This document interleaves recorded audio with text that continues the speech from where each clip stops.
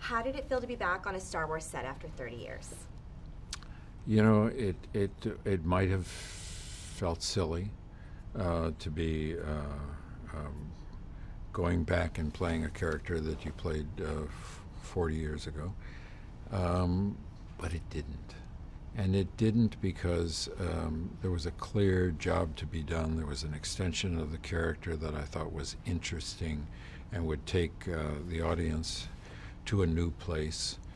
There was a development in the character that doesn't play out on screen, but is referred to in a way that the audience understands the circumstances that have been part of Han's history between the last of the first three and the events that we're following in this one. And those circumstances in his life have created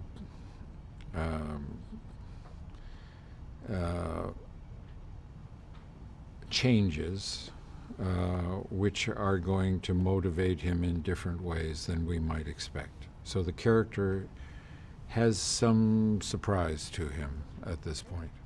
Tell us about the Millennium Falcon. Is it the same as you left it? The Millennium Falcon, it's funny because the set had actually been dismantled after the first film. It had not been predicted that the film would be such a success as it was, and so that they had to recreate it from pictures, and they did a beautiful job of rebuilding it, and it was it was indistinguishable to me from the original set. So it was nice to be back. This is the first time you've worked with J.J. Abrams as a director. What is his style, and what does he bring to the filmmaking process? His style is, intense preparation, great enthusiasm, willingness, and it gives himself the freedom to make changes in his expectations according to what he sees on the set.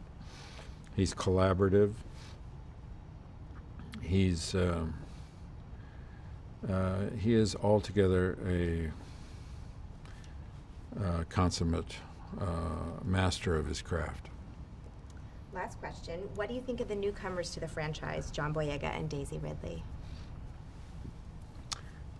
I think the choices that were made to cast these parts are wonderful choices. Daisy and John are wonderful in their parts. They're very interesting people, both of them, and I think they're going to have an unbelievable future.